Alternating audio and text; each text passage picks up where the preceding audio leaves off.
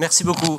Ma voisine du Grand Nancy m'a dit « Mais si vous n'êtes pas du Conseil de développement, vous êtes là pourquoi ?» Et je lui ai répondu « Je suis espion ».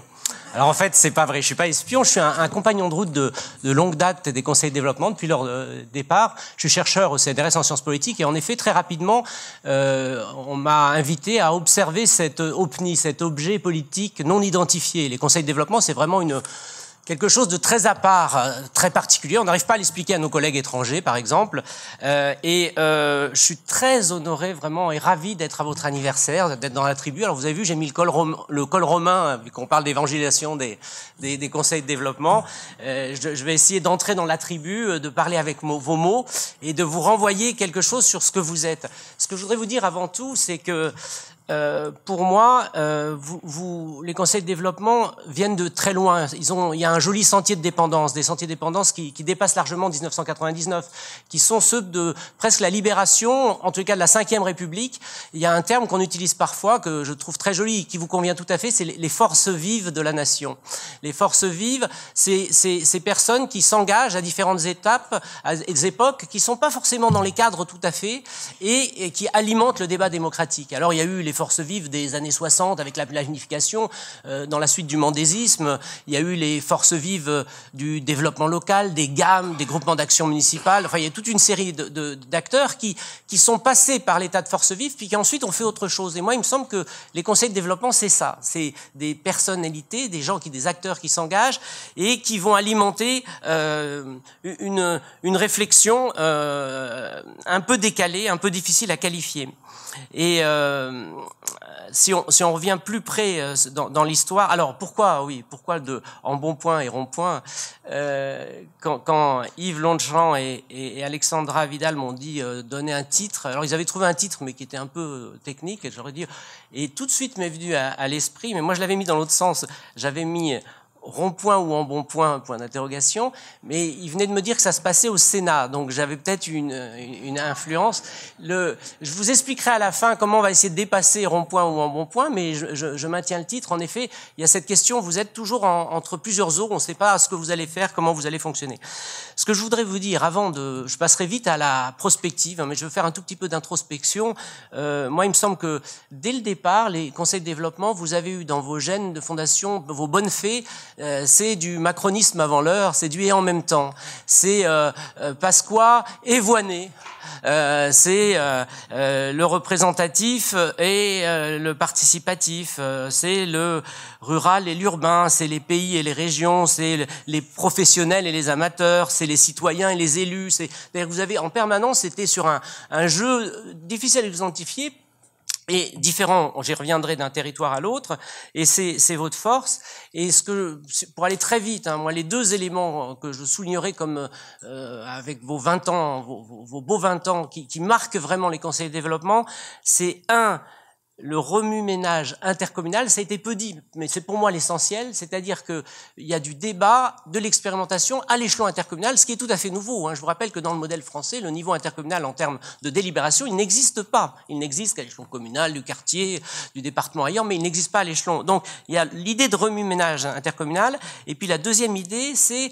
Je suis frappé à chaque fois que j'assiste à des rencontres d'une tribu des conseils de développement, c'est que vous diffusez l'esprit des lieux, le génie des lieux propre à chaque territoire. C'est-à-dire qu'en permanence, les conseils de développement nous racontent, et on l'a vu ce matin dans les interventions, vous voyez bien, il y avait des grands écarts. Parfois, on ne parlait pas du tout de la même chose, parce qu'à chaque fois, vous essayez d'abord de dire... à tel territoire, dans tel territoire, voilà comment on voit les choses. Et cet esprit des lieux, qui est essentiel en politique, il n'a pas de traduction institutionnelle. On est dans un modèle où l'égalité est parfaite entre tous les territoires, alors que vous le démontrez depuis 20 ans, votre façon de faire de la politique, de faire de la démocratie locale, elle est très différente d'un territoire à l'autre, parce que vous avez des histoires différentes, parce que vous avez des leaders différents, des citoyens différents.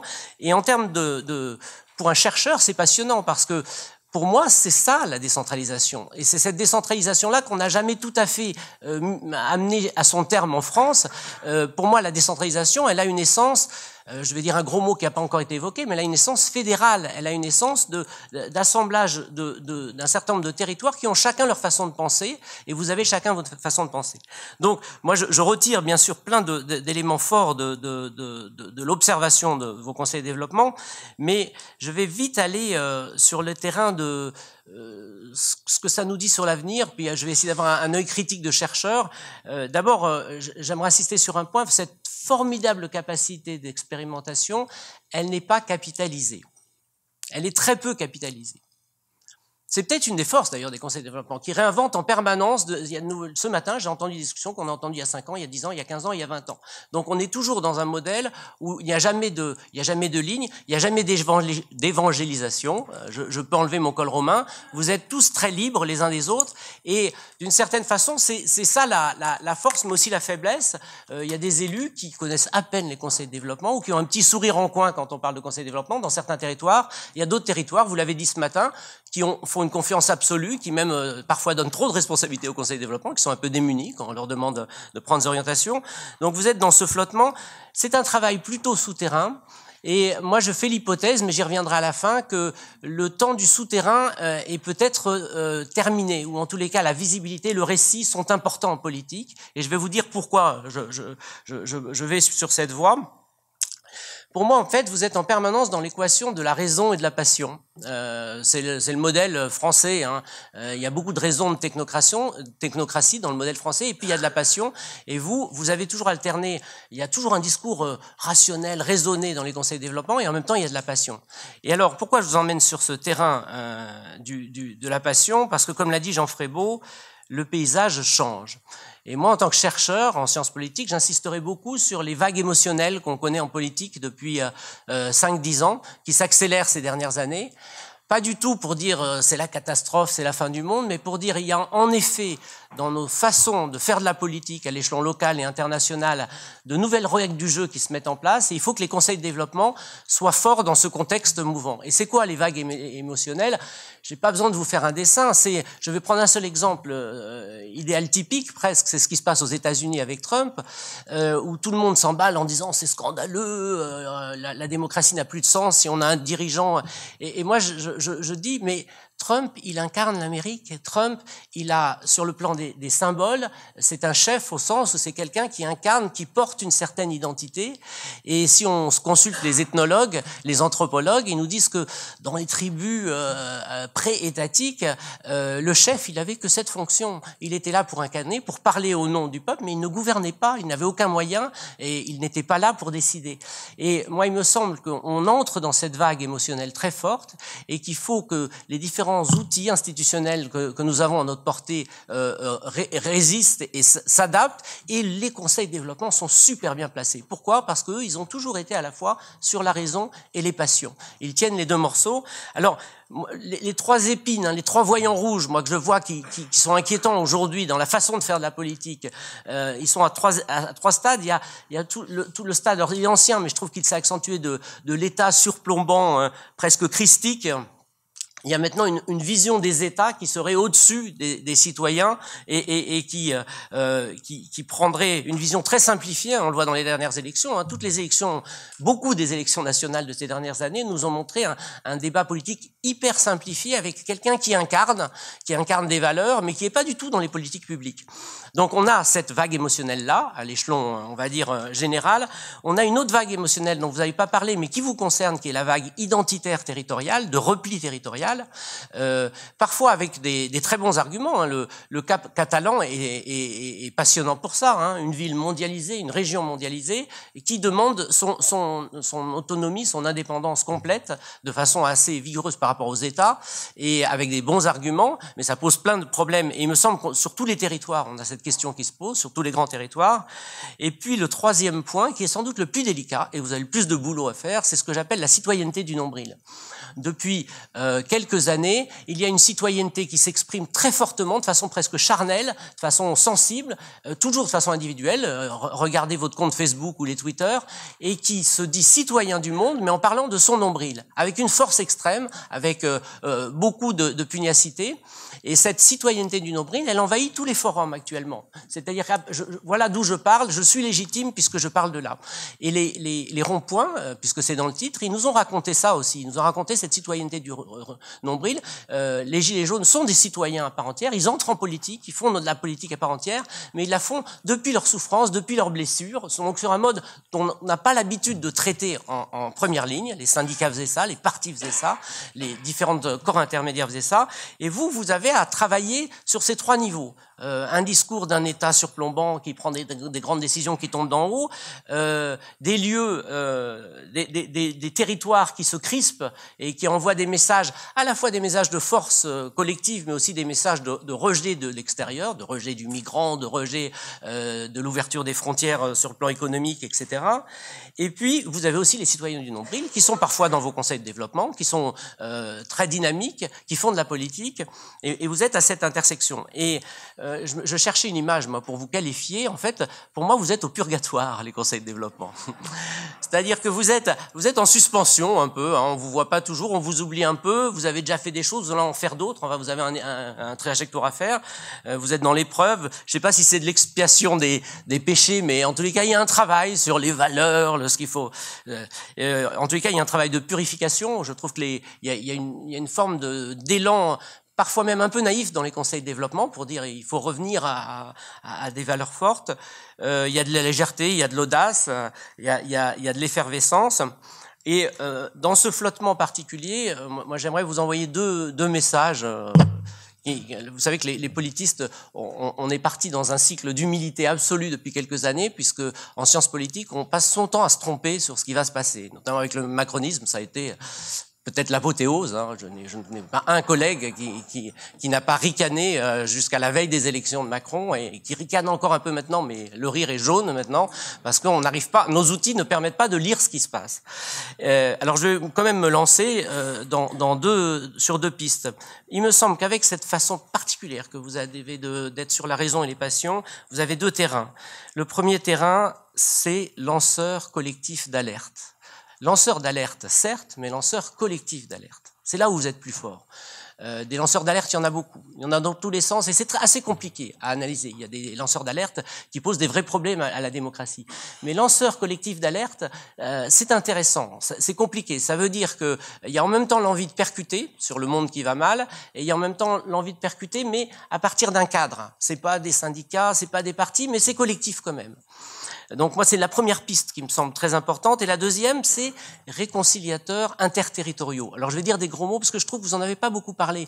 Vous avez quand même la particularité, tous, d'être sur l'échelon intercommunal, supracommunal. Et une grande partie de la démocratie citoyenne en France, elle s'est toujours construite sur le niveau municipal. Et cette originalité-là, il faut l'affronter. Il faut l'affronter parce que, alors là, on entre dans un débat plus général. Dans mon titre, mais on m'a censuré, Yves Londechamp, j'avais dit transition intercommunale, 2 points. Mais c'est une plaisanterie.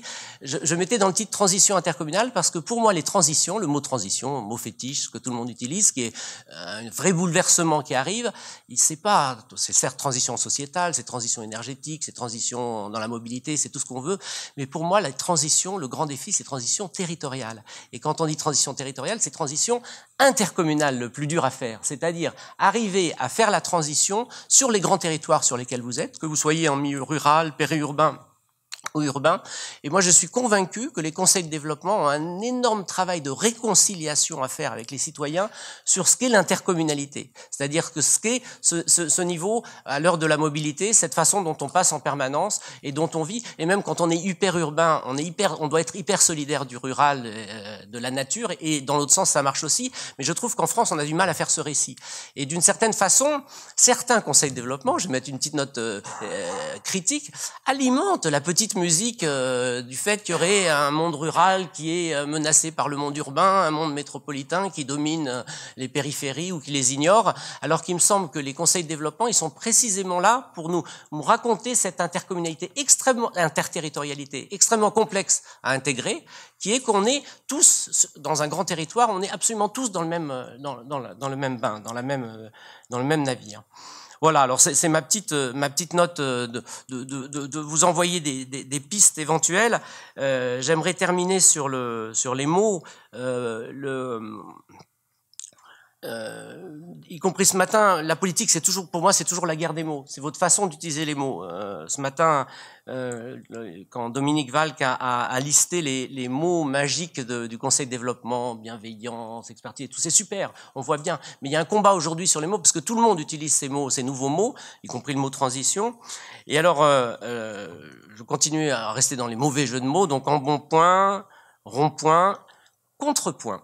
Contrepoint rigoureux. En musique, le contrepoint, c'est la polyphonie, c'est faire deux partitions en même temps, qui sont pas habituelles. C'est du Glenn Gould. Il faut tendre l'oreille, ça demande un peu de travail, mais une fois qu'on a compris, c'est très raffiné et ça nous raconte des choses qu'on ne connaît pas. Et moi, je vous invite à, dans les conseils de développement, jouer la musique du contrepoint, de la maintenir et de la jouer peut-être un peu plus fort. Ne soyez pas modeste dans ce que vous avez à raconter pour affronter les transitions. Tout le monde est un peu démuni. C'est peut-être ces acteurs hybrides que vous êtes, qui sont à la fois interterritoriaux, qui sont ni vraiment politiques, ni vraiment militants, ou qui sont les deux. C'est peut-être vous qui avez les choses les plus fortes à dire. Dans le débat, à un moment, on a dit qu'il faut explorer les impensés de la démocratie locale. Je pense que les conseils de développement ont une façon particulière de faire de la politique et qu'il faut le dire plus haut et plus fort. Je vous remercie pour votre attention. Merci beaucoup. Alors, je vais faire un peu de la provocation, mais finalement, faut-il continuer à faire des conseils de développement ? C'est à vous de répondre.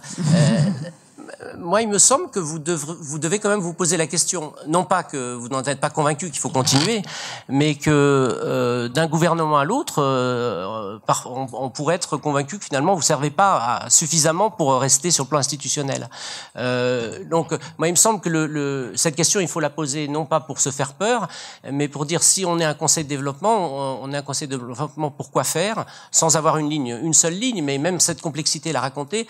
Vous avez un handicap de départ terrible, vous y êtes pour rien, c'est le mot conseil de développement. Conseil de développement, c'est terrifiant. Il n'y a pas une seule personne, il y a des quiproquos permanents sur ce terme. Peut-être qu'il y aura un acte fort à faire pour renommer les conseils de développement, pour trouver une nouvelle façon de vous raconter, peut-être en mettant une couche sur l'intercommunalité. J'insiste, moi, lourdement sur l'intercommunalité, parce que je crois que c'est un débat qu'on n'arrive pas à prendre frontalement. Je vois les municipales qui approchent. J'ai lu, il y a 2 jours, le programme d'un des grands partis qui se présente au municipal et qui, sur 1 page et demie, ne dit pas une seule fois le mot intercommunal dans son programme.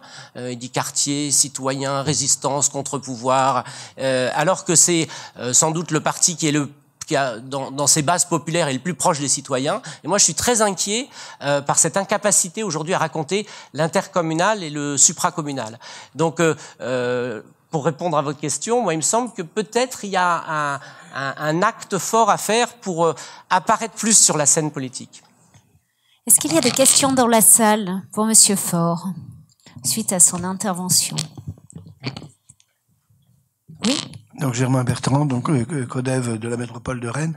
J'ai lu quelque part l'expression à géographie zéro. Je ne sais plus de quoi il s'agissait, mais à géographie zéro.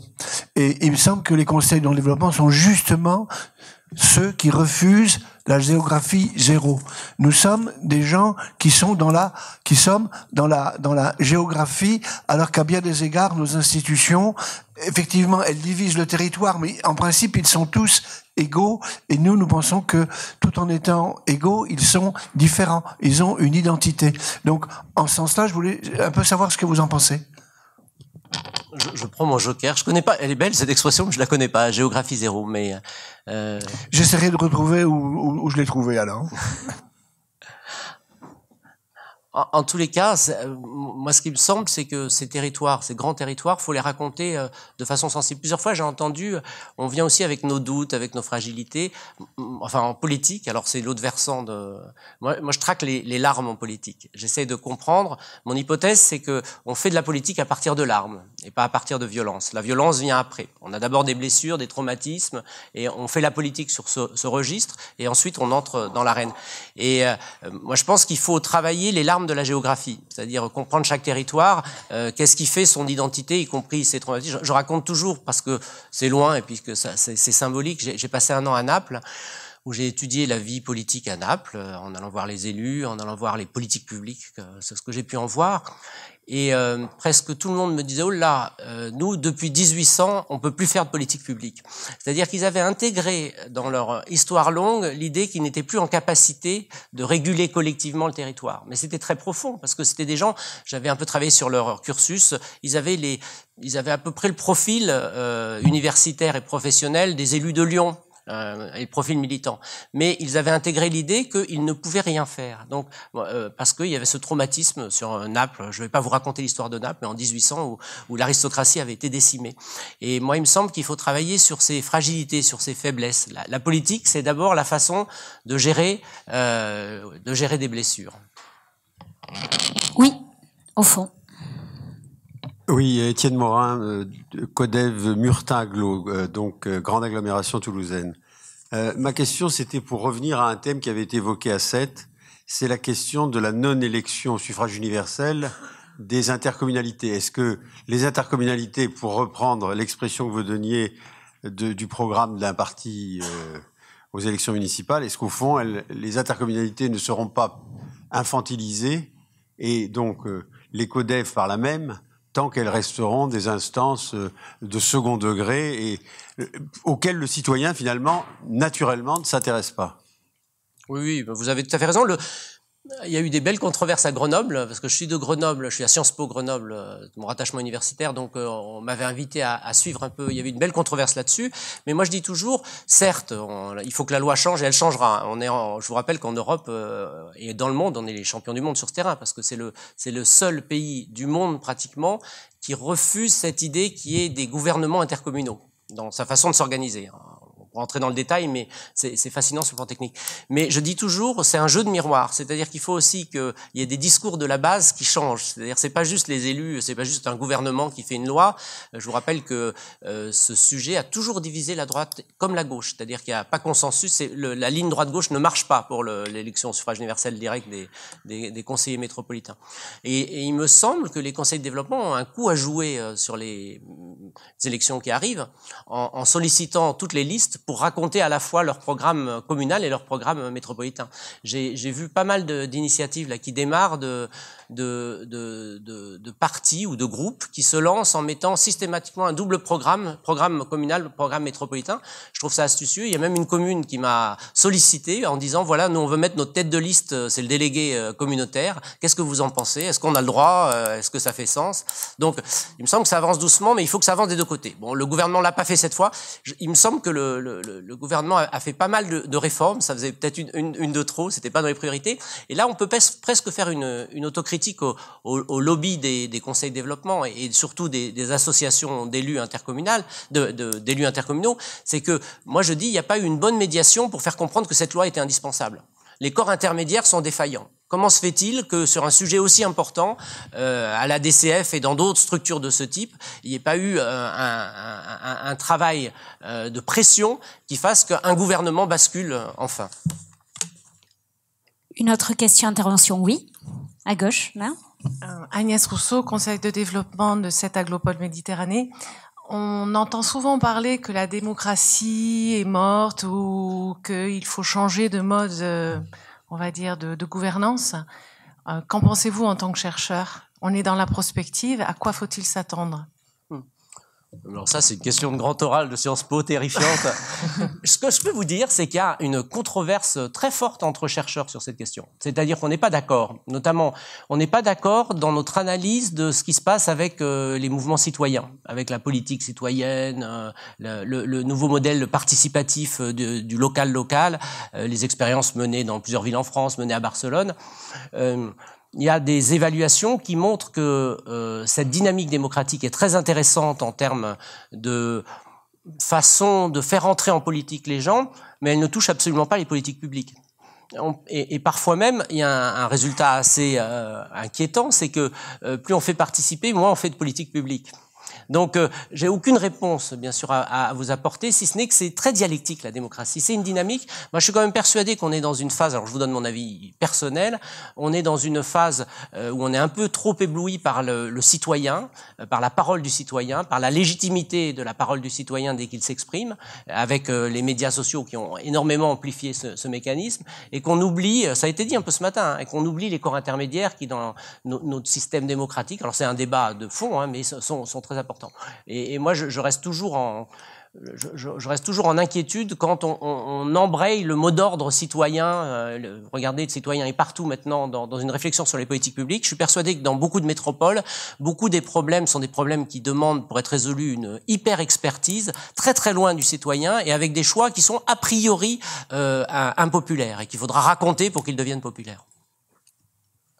Une autre... Oui. Oui, moi juste un petit écho sur Grenoble. Grenoble. Ici, non, mais Grenoble. Marie-Christine Simian, coprésidente du Conseil de développement de Grenoble-Alpes Métropole. Merci. Juste un petit écho sur la dernière. On a mené un cycle de controverses sur cette question de l'élection ou pas élection, et on a terminé par une campagne sur un programme intercommunal qui donne envie d'aller voter. Et ça, c'est possible. C'est pas la peine d'avoir une loi qui change. C'est possible maintenant pour les prochaines municipales. Donc, si vous voulez, nous avons quelques exemplaires sur les actes de cette rencontre. Et la prochaine controverse portera vraisemblablement le titre, qui fait un peu écho à ce que dit Alain Faure, qui est « Proximité, intercommunalité, et si on se disait tout ?» Wow. Vaste sujet de réflexion. J'en profite, il n'y a pas de question dans ta remarque, Marie-Christine, mais tout à l'heure, c'est Christian Potier qui disait « Nous, on essaie de mettre en place un système où on donne envie. On donne envie aux gens qui travaillent dans le conseil de développement. » Je trouve que c'est absolument essentiel. Pour moi, la politique, pour moi, c'est du plaisir. C'est-à-dire, c'est un rapport du plaisir. Alors, parfois dans la souffrance, mais il y a ce besoin d'aller en politique parce qu'on a quelque chose... mais les élus le font aussi. Je dis toujours, je fais des entretiens avec des élus de grandes collectivités en fin de carrière, et quand on creuse un peu, ils ont tous envie de réparer le monde. Même ceux qu'on imagine comme les plus notables, qui gèrent une mer d'huile, qui sont dans un système où tout est bloqué, ils ont l'obsession de réparer le monde. Et moi, il me semble qu'il faut toujours aller chercher cette étincelle des gens qui veulent réparer le monde. Et le Conseil de développement, d'une certaine façon, vous avez une liberté absolument extraordinaire sur le plan des textes pour jouer avec cette grande question. Il y avait une autre intervention. Si je veux bien tenter une dernière, peut-être Gabriel Vitré, Conseil de Nantes. Moi, je suis assez content de vous entendre parce que vous êtes un des rares chercheurs qui parle à peu près de manière simple et intelligente des conseils de développement. Non, mais je suis sérieux quand je dis ça parce que les autres, c'est ceux qui n'avaient pas vu le macronisme, et c'est normal, ils étaient tous à nuit debout, donc ils ont pas pu le voir. Mais on souffre aussi un peu de ça dans les conseils de développement, parce que tous les chercheurs qui travaillent aujourd'hui sur ces questions de participation, le problème c'est qu'ils ont à peu près tous le même point de vue. Et les élus ont tendance à les écouter, et ils ont cette espèce d'amour du citoyen mythifié. Enfin, on les a vus même faire des déclarations d'amour aux gilets jaunes sans se poser de questions. Enfin, on a vu des déclarations de chercheurs en participation assez étonnantes sur ce sujet-là, à mon avis inquiétantes. Et moi, c'est une question, une observation, mais comment vous voyez la recherche évoluer sur ces questions-là, parce que moi j'ai le sentiment qu'on a une espèce de recherche un peu militante et qui risque de nous obscurcir la vue, mais aussi d'obscurcir la vue des élus. Et c'est aussi une question, parce que vous avez rappelé l'intercommunalité. Nous, on est des enfants de l'intercommunalité, c'est une évidence. Sauf qu'aujourd'hui, le localisme revient en force, la glorification de l'élu local qui, entre parenthèses, a tout délégué à l'intercommunalité sans jamais demander l'avis de ses habitants. Mais ça, il l'oublie assez vite. Mais comment vous voyez le rôle de la recherche sur ces questions-là? À mon avis, il est fondamental dans les années qui viennent. Mais moi, j'ai quelques inquiétudes là-dessus, quoi. Merci. L'intellectuel qui a des lunettes déformantes, ça date pas des dernières années. Il y a toujours eu un intellectuel situé. Moi, mon problème, c'est pas qu'il soit engagé, situé. Il y a, en effet, il y a un bouquin qui vient de sortir sur les gilets jaunes, écrit par un chercheur qui a vécu avec des gilets jaunes. Moi, je le prends. Je trouve le livre très intéressant, à condition qu'il y ait une réflexion du chercheur sur comment il produit sa connaissance. Et je trouve que c'est plus ça qui est important que d'avoir. Il n'y a pas de lecture objective. Par contre, enfin, il y a une façon de faire. Moi, je dis, il faut faire de l'ego politique comme on fait de l'égo-histoire. Vous savez, l'égo-histoire, c'est un grand mouvement lancé depuis maintenant 30-40 ans d'historiens qui ont dit on ne peut pas raconter l'histoire si on ne dit pas d'où on la regarde et même émotivement d'où on la regarde. Il y a un très très beau livre d'un historien qui s'appelle Ivan Javlonka qui a fait l'histoire de ses grands-parents qui sont morts en déportation. Il n'a pas connu ses grands-parents et il a fait un travail d'historien sur ses grands-parents. Et il essaye d'expliquer dans ce bouquin comment un historien qui a ses propres grands-parents qui sont morts en déportation, comment il a une lecture de l'histoire avec des archives, avec des techniques, avec. Et c'est troublant parce que jusqu'à la conclusion, il dit une partie de ce que je vous raconte est liée à mon statut de petit-fils. Et il le dit très bien. Et on comprend l'histoire du petit-fils. Et c'est cette histoire-là qui est intéressante. Et moi, je pense pour la politique, c'est la même chose. Le politiste, moi, c'est ce que je dis à mes étudiants dans les thèses que j'encadre. Je leur demande de faire des introductions sur la méthodologie très longues pour qu'ils nous expliquent d'où ils parlent. Je vais vous donner une petite. Voilà, moi, je plaide pour que les chercheurs disent d'où ils parlent et qu'ils aient une humilité sur ce terrain. Notez, je fais de la pub pour des collègues qui sont pourtant pour des collègues. Il y a un bouquin qui vient de sortir qui s'appelle L'entreprise Macron, qui est sorti aux presses universitaires de Grenoble, où une quinzaine de collègues est revenu sur le phénomène Macron en disant « Pourquoi nous nous sommes trompés à ce point ?» Donc le début de l'introspection se fait en disant comment se fait-il qu'avec nos outils sur les classes, sur l'électorat, sur le libéralisme, sur pourquoi on est passé à côté d'à peu près tout. Donc ce travail d'introspection fait. Je vais vous donner un petit exemple qui vient de m'arriver j'ai un étudiant qui vient de faire une thèse sur le référendum en Suisse. Il la soutient en septembre. Un étudiant très brillant, très autonome, remarquable en tout point, mais qui avait une rage particulière. Je le voyais toujours très combattant. Et il m'envoie sa thèse et l'introduction où il parle de son enfance et il me dit que il est né de parents. Il a été dans sa famille avec des parents sourds-muets et qu'il a eu très tôt dans sa vie un rôle où c'était lui qui parlait au monde à la place de ses parents. Et que son envie de faire de la science politique et son envie de travailler sur les référendums était liée à cette histoire, donc à cette histoire extrêmement intime. Et quand j'ai lu la thèse avec cet élément, tout d'un coup, cette façon de faire de la science politique m'est apparue éclairante. Au début, il y avait des points où je ne comprenais pas certains de ces combats, et je les ai compris avec cette définition. Et pour l'anecdote de l'anecdote, le jour de la soutenance, ses parents seront là, et il y aura un traducteur en langage de signes à côté de moi et à côté de lui pendant la soutenance. Donc, pour raconter cette médiation qui demande toujours qu'on ait tous les codes pour que la médiation fonctionne. Merci beaucoup. S'il n'y a pas d'autres questions, on va remercier Alain Faure.